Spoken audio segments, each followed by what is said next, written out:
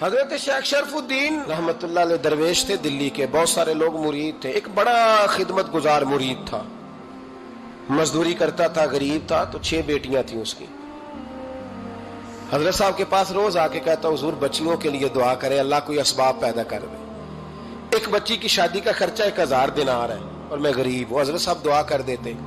خانقاہ شریف کے تھوڑے ہی فاصلے پر حضرت جہاں بیٹھ کے مریدوں کی تربیت کرتے تھے، اس سے تھوڑا ہی فاصلے پر نا ایک عیسائی رہتا تھا، بڑا مالدار تھا، بڑی سارے اونٹ، گائیں، بھیڑ، بکریاں رکھی ہوئی تھی، اور حضرت شرفالدین رحمتullah علیہ کی بڑی مخالفت کرتا تھا۔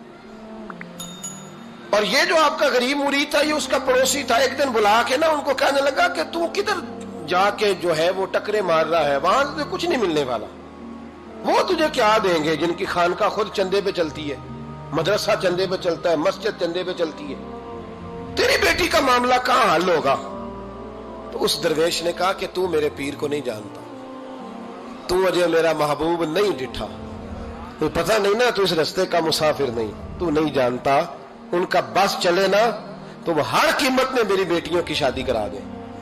اب وہ عیسائی تھا، کہنے لگا اچھا چلو ٹھیک ہے، اگر اتنی بات ہے نا تو جاؤ ان سے جا کے کہہ دو کہ 6 سال کے لیے میرے ساتھ معاہدہ کر لیں، وہ میرے جانوروں کو چارہ ڈال دیا کرے، 6 سال ڈیوٹی کرے، میں 6000 دینار دے دیتا ہوں۔ وہ میرے ساتھ 6 سال میرے جانوروں کو چارہ ڈالے، رکھتے ہیں نا آپ چارہ ڈالنے کے لیے ایڈوانس پیسے دے کے، اب تو لوگ انہیں بھی غلام ہی بنا لیتے ہیں، بڑی تھوڑی تنخواہ دیتے ہیں، ظلم کرتے ہیں، پورا معاوضہ نہیں دیتے۔ حضرت شیخ شرفالدین کے بارے میں وہ کہنے لگا جب اپنے پیر سے جا کے کہہ کہ میرے جانوروں کو 6 سال چارہ ڈالے، میں 6000 دے دیتا ہوں، تو جو کہتا ہے ہر قیمت پہ جانے کو تیار ہے۔ اس نے جب یہ بات کی تو مرید نے ناراض ہو گیا، وہ لڑائی ہو گئی، گربان پکڑ لیا، جھگڑا ہوا، بات بڑی دور گئی۔ اس طرح کی بات کرتا میرے حضرت کے بارے میں، تیرے جیسے کئی میں وہاں کام پہ رکھا دوں۔ جب وہ بڑی بحث ہوئی، بات محلے میں، علاقے میں پھیل گئی، دنیا نے سن لی، تو شیخ شرفالدین تک بھی پہنچ گئی۔ اس طرح جھگڑا ہوا ہے، لوگ سو گئے عشاء کی نماز کے بعد۔ حضرت صاحب نے نا سر پہ کپڑا لیا، اس عیسائی کے دروازے پہ دستک دی، وہ باہر آیا، فرمانے لگے لوگ تو سوچ سمجھ کے ملازم رکھتے ہیں، تو نے بھی تو سوچ ہی لیا ہوگا، تبھی تو مجھے آفر کی ہے، تو اپنی آفر پہ قائم ہے، واقعی مجھے رکھ لے گا اور 6000 دینار دے دے گا؟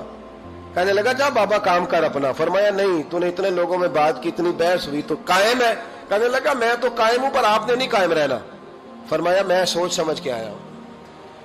اس نے کہا آپ ڈیوٹی کریں گے، بھینسوں کو چارہ ڈالیں گے؟ فرمایا ایک شرط، بس جب اذان ہو جائے نا تو مجھے رب کی نماز پڑھنے کی اجازت دے دینا، باقی صبح و شام جو تو کہے گا۔ اگر اس غریب کی بیٹیاں بیائی جائیں تو مجھے اور کیا چاہیے، اس کی 6 بیٹیوں کا بوجھ ہے اس کے سر پہ، تو مجھے رکھ لے۔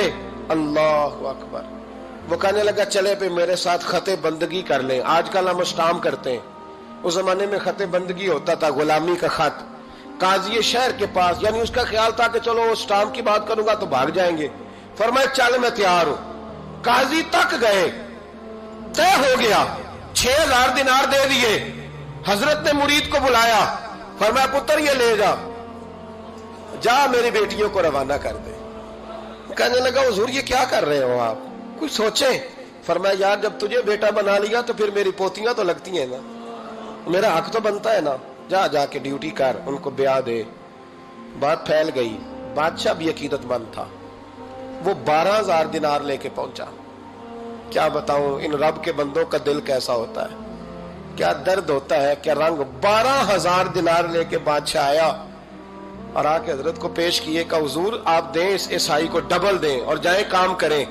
آپ فرمانے لگے تو پیسے دے، شرطیں نہ لگا، میرا جہاں دل کرے گا میں خرچ کروں گا، مجھے تو مزہ ہی اب آنے لگا ہے، ابھی تو لطف آ رہا ہے، ابھی تو ذائقہ آیا ہے کچھ کرنے کا، پیسے دینے ہیں تو دے، پابندی نہ لگا، جہاں میرا دل کرے گا میں۔ اس نے کہا حضور ٹھیک ہے رکھ لے۔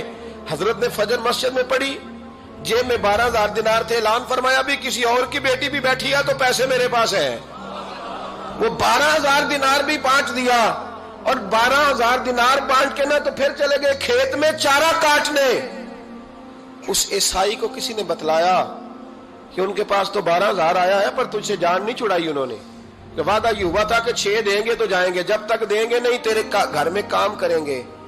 وہ نا چارہ کاٹ رہے تھے، حضرت صاحب تو وہاں پہنچ گیا، دور جا کے کھڑا ہو گیا، کہنے لگا بابا پہلے تو میں نے مسلمانوں کے اخلاق سنے تھے، اب تو میں نے دیکھ بھی لیے، پر یہ بتا جب 12,000 آیا تھا جان کیوں نہیں چھڑائی؟